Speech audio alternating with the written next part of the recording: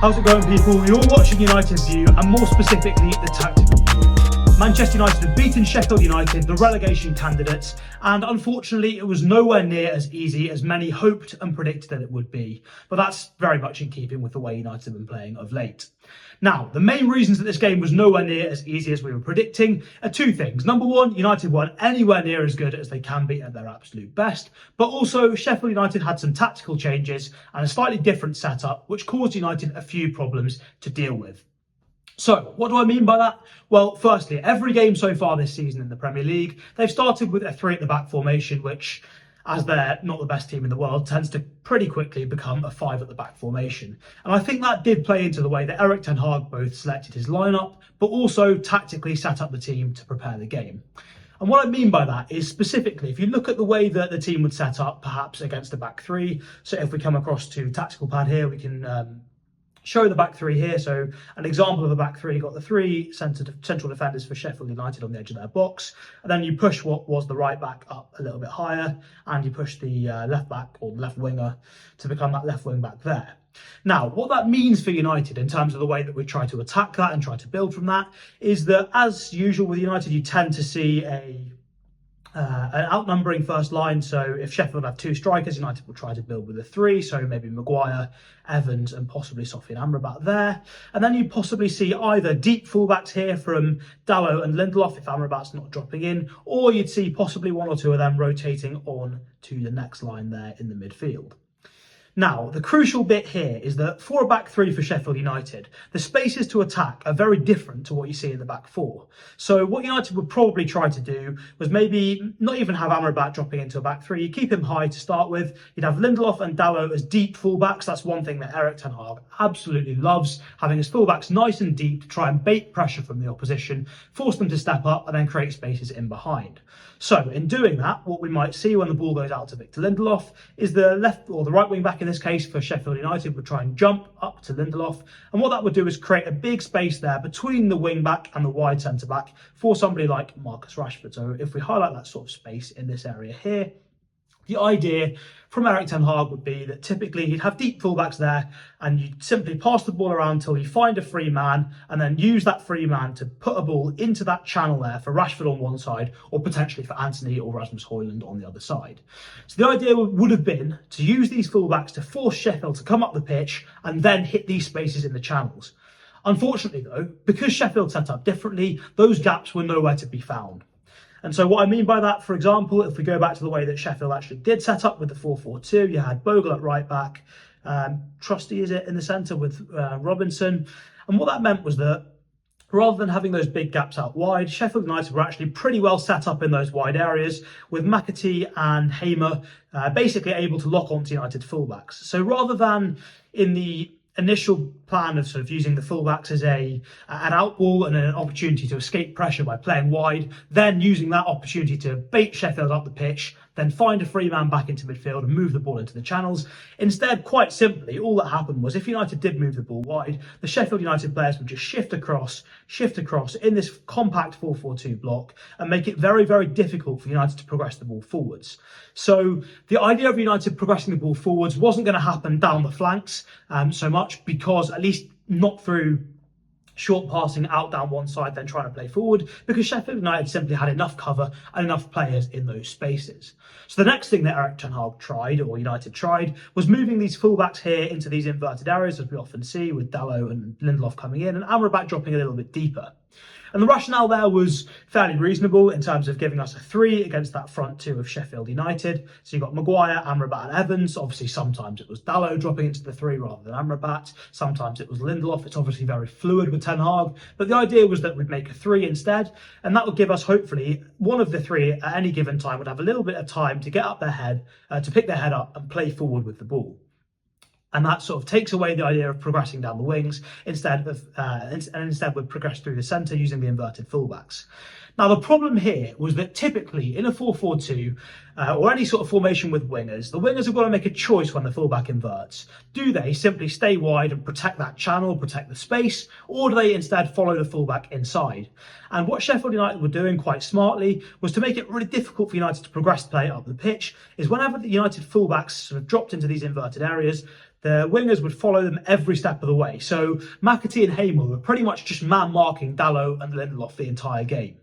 So what that does is it takes away the short passing options from United, unless somebody else is going to drop from this front line. So if we've got, at this moment in time, the setup that we've got a 3-2-5 here with Maguire, Amrabat, Evans. Obviously, at other moments, it looked more like a 3-1-6 with potentially one of the fullbacks even pushing on into the last line. But what happens here with Sheffield United being really compact and really sort of aggressive in this area, with the two strikers basically just screening balls into midfield, but also whoever's in midfield instantly marked tightly by a Sheffield player, is it means that United have to play a little bit longer because those short passing options simply aren't on. The other option that they could do was try and drop somebody deep from the front line, but looking at the personnel United have, that really didn't suit the players that we had available. And to be perfectly honest, if you drop Scott McTominay in and he's trying to receive the ball on the half turn to play forward, the Sheffield United midfielder will very easily either nick the ball off him if he tries to turn when it's not on, or they'll just get enough pressure on McTominay to force him to play straight backwards. So in terms of the different avenues on the pitch that United could have progressed the ball, either in the wide spaces or through the middle, it just wasn't really on in terms of actually playing through Sheffield. So the alternative to that was having to play a little bit longer, and that was possibly the plan, as we said initially, in terms of against the back three, because the spaces open up between the between the wing back and the wide centre back either side. Now, unfortunately, what was happening was that the time United were having on the ball with the back three there, in terms of circulating the ball side to side, meant that they found it a little bit too easy on an individual level. And rather than sort of fizzing passes across to then hopefully shift the block one way and then create space on the opposite side, these passes from side to side were just far too pedestrian, far too slow, and that was making it very easy for Sheffield United to just shift across and shift across. Where United did have joy from time to time, it tended to be through Harry Maguire, who was absolutely fantastic in this game, and he typically hit a switch out to Marcus Rashford quite early, and that was an avenue that created United channels and got United into the channels and created chances a few times. But the frustration from United and what made it a really difficult game was that there was no space really to play through the lines, and where the spaces were available, sort of behind these Sheffield United wingers pushing in, and in this midfield area where United could potentially outnumber Sheffield United's midfield too, United just didn't have the quality. I think Mason Mount was a big miss because of his ability to get on the half turn, receive the ball and then play forward. Bruno Fernandes didn't really have his best game in terms of linking play. He created the odd chance. I think he got the assist for Scott McTominay's goal. But in terms of actually being that person to drop in and link the defence to the attack by receiving the ball on the half turn, dropping in here on the shoulder, receiving the ball off one of the back three and then playing forward, he wasn't able to do that. Scott McTominay, I think, until he came off, only had about 7 passes completed or something, so there was no ability there to play through the lines. The only one that was really doing it occasionally was Anthony, when he sometimes would drop into these inside pockets when Dalot went a little bit wider.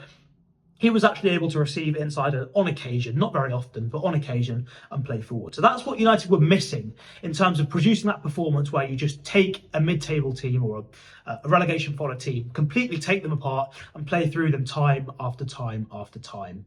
So in that sense, it was a setup from Sheffield United, but also a really poor performance from United in that first half that made it not only a difficult job for United to break Sheffield United down, but also pretty much an impossible game to watch. And it was very, very, quite frankly, I was glad I had the rugby on a different channel at the same time, because it was really, really tough to watch. And watching it back to get ready for this show was not an enjoyable experience whatsoever.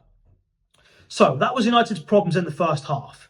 And I think it'd be remiss of us not to touch upon Sheffield United's counter-attacking, because I thought at times they did actually cause United problems, and they actually almost showed United what we should have been doing in terms of exploiting the space between the lines when it did appear. So what Sheffield United were doing when United got high up the pitch was they would leave their two strikers relatively high and not really ask them to do too much defensively for the most part of the game.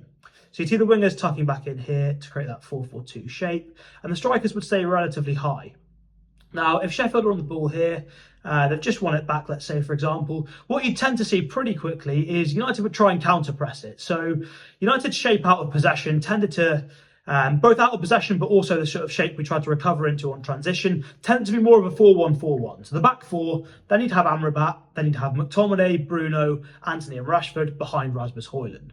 And in this 4-1-4-1, what we tend to see is that as soon as the ball was lost, let's say, and we recovered this shape, or even let's say a Sheffield United goal kick when we started off in the shape to start with, what would tend to happen is this United front five, so Højlund and the four behind, would be really, really active, trying to press high, trying to force a mistake and turn the ball over. And on occasion there was a little bit of success with some turnovers, but because Sheffield United left the two strikers so high up the pitch, and because of United's aggressive press, Sheffield were basically just playing long balls into those strikers, and because they were aggressive, because they were decent enough in the air, what was happening was either the Sheffield United strikers were playing close enough together to knock a ball down to each other and therefore get a bit of joy and get the whole team up the pitch, or even if United did win the header, and Maguire and Evans did win a fair few to be fair to them, what was happening is that header was dropping in this big space between those two units. So essentially you've got that front five for United and you've got the back five. And this space here was becoming far too big. So the problem that United were having was that when that front five unit was going to go and press the ball, that back five unit wasn't really stepping up.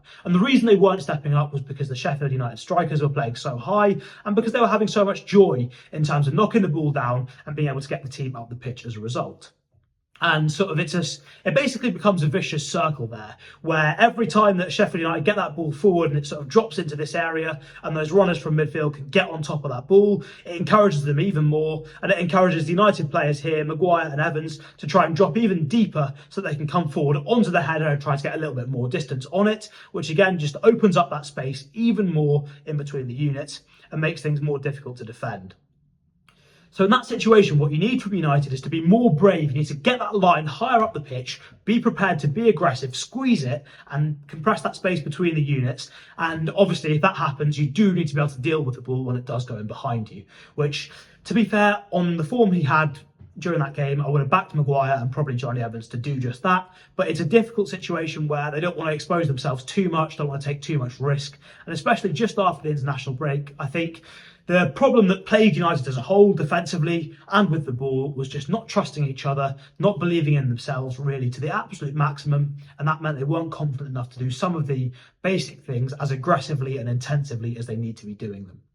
So the key point there from Sheffield United in terms of their counter-attack and where they had success was that they exposed that gap between the lines of Manchester United, and that was exactly what United failed to do in terms of having players dropping off the last line, so the players that were playing really high in that 3-2-5, the front five, or if it's a 3-1-6, the front six, those players for United weren't really able to drop in between the lines to get on the half-turn link play in the way that Sheffield United were able to sort of exploit that space. Now, in their case, it was more knockdowns and the rest of the team running forward to exploit the space rather than getting on the half turn.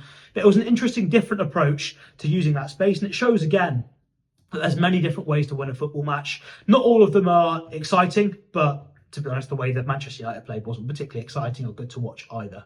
The final thing I want to highlight in today's show is Harry Maguire's exceptional performance. If you look here, you can see his heat map, and you can see from that the guy was absolutely everywhere, whether that was defensively, whether that was in possession, and pretty much everything he did came off for him, which was fantastic to see, and it really takes you back to that opening 12 to 18 months for Manchester United, where he was brilliant after he first signed and was in the team of the tournament in multiple competitions. In terms of his actual stats, 5 out of 7 aerial duels won, which is pretty decent up against a tough test of the Sheffield United strikers. And also in possession, 12 accurate long balls, which shows how impressive he actually was in terms of progressing the ball for United and giving us the opportunity to create chances. Without him, it would have been pretty bleak. So, fantastic performance from Maguire. Unfortunately, Manchester United's performance wasn't quite so eye-catching or fantastic as a whole. And we'll see you again very soon on the Tactical View for a preview, potentially, of the second big game Manchester United have got coming up this week. First, we've got Copenhagen in the Champions League on Tuesday, but the big one on Sunday is the Manchester Derby at Old Trafford. So we'll be back with a preview for that. And until next time on the Tactical View, peace.